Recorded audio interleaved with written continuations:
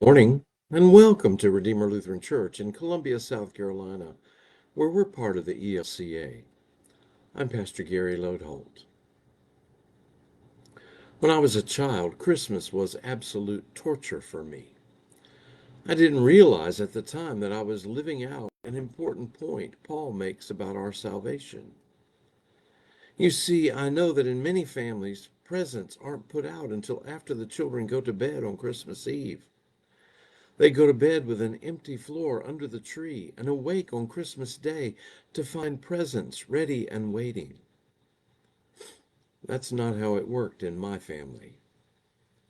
Oh, there may have been gifts from Santa added at that point, but for a week or more before Christmas, our gifts to each other, our family gifts, sat there under the tree with our names on them. I would look at the ones that said Gary and ponder them and wonder about them, but I wasn't allowed to touch them. It was torture. They were mine.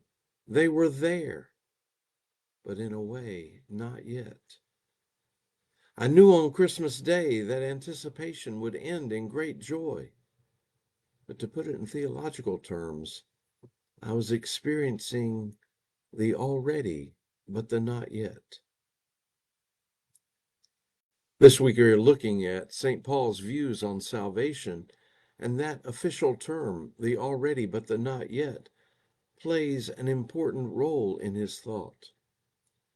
Paul was certain of salvation and understood it as a present reality too.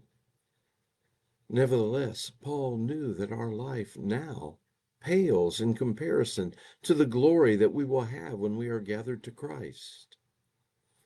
Paul believes that our future glory far surpasses even the joy of salvation we already have. He held on to the hope of a bright future with Christ. There is another aspect to all this that you may never have noticed. Paul believes that sinfulness pervades the fabric of creation.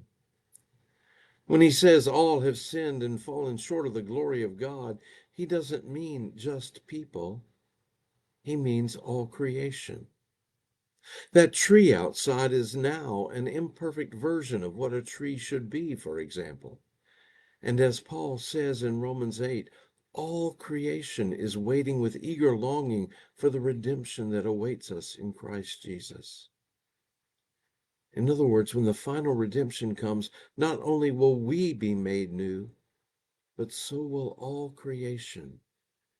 We will be made new and perfect as God would have us be. God's salvation for us is cosmic and all-encompassing in scale. Finally, for this week, we need to consider one other thing. Our salvation will culminate on the last day, and Paul is convinced that we will be raised on that day. When Jesus rose, he had a physical body, and what happened for Jesus will likewise happen for us. We won't be disembodied spirits, but we'll have a physical body too. Paul uses a seed to describe this. You plant a seed in the ground, similar to how we bury a body or inter ashes. The plant that grows from that seed is different from the seed. They don't look the same, but the two are inextricably tied together. One proceeds from the other.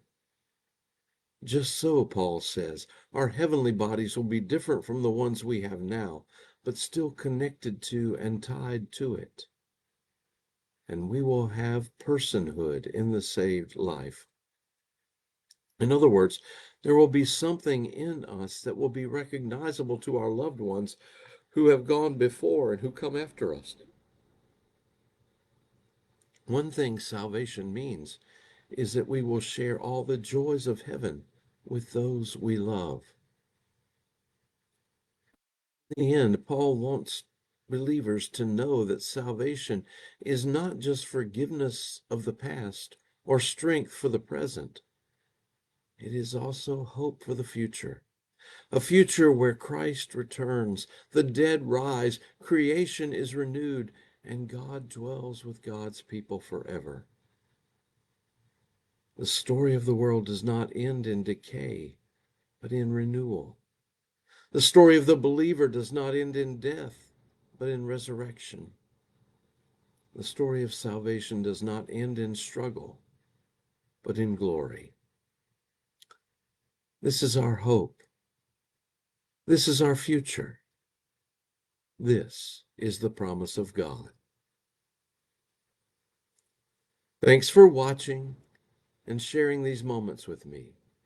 And remember to let this day belong to God.